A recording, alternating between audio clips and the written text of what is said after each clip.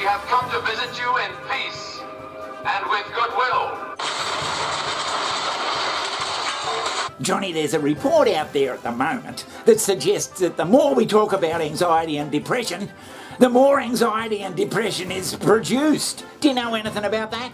Yeah, there is a report out on that, Johnny, but you know, I've often wondered if hunter-gatherer tribes from way back in the bloody eons of time, you know, like, say, North American Indians, for instance, Indian tribes, did any of their members suffer from depression? Yeah, I wonder. I can't imagine that there'd be Indians that just not being able to get out of the teepee for bloody days because they're depressed. Yeah, right. I just think they'd have some sort of inner-built resilience or a complete lack of knowledge that depression even existed, so that they would just carry on. Who would bloody know? Now, I'm sure there was a lot of bloody sadness and bloody depression after the poor bloody Indians were moved into those fucking reservations by force. They've got a legitimate legitimate reason for feeling shitty. Before white men came, I'm saying. Yeah, right, yes, of course.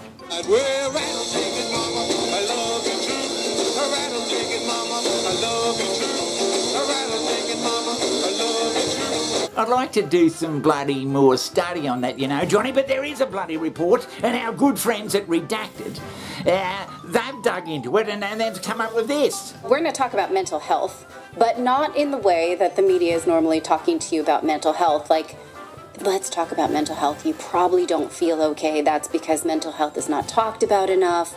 No, we're going to ask the question, by talking about it, are we getting less of it? Meaning, are we worse by all of this rhetoric? Well, studies show that we are literally wrecking an entire generation of humans.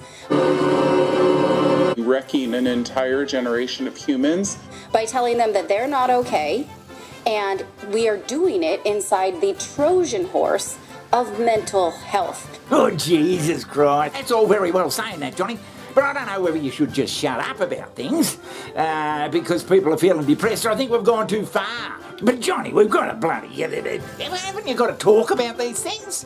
We have actually sort of made it a bloody social bloody thing that you do get depressed and you need help and all that sort of shit. And I think it's too late. The horse has bolted. We're already thinking it. Do you recall in 2004, the Indian Ocean tsunami? It was awful, terrible story of destruction. But what happened in the aftermath of that tsunami was that mental health workers from the West mostly descended on Sri Lanka to tell everyone there that they were traumatized.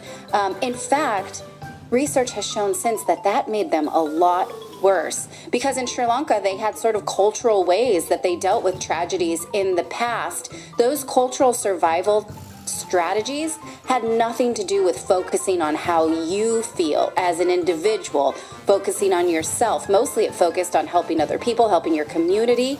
But in fact, we kind of messed them up. So that brings up the idea of these kids today. Do we have any data that would show that all of this mental health discussion makes them better? We don't.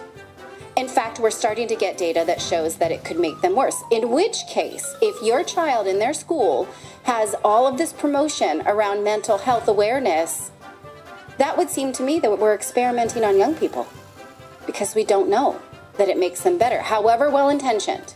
Jesus Christ! It could be the same with with allergies, Johnny. Allergies. Oh, I don't know whether allergies are in the same boat, Johnny. I mean, I could be allergic to every bloody thing, Johnny. I've just never been tested. I could have an allergy too, Johnny. I don't know whether I've got one either. We should both go to the fucking doctor and get tested. I'm sure they'll find something I'm allergic to. I'm positive.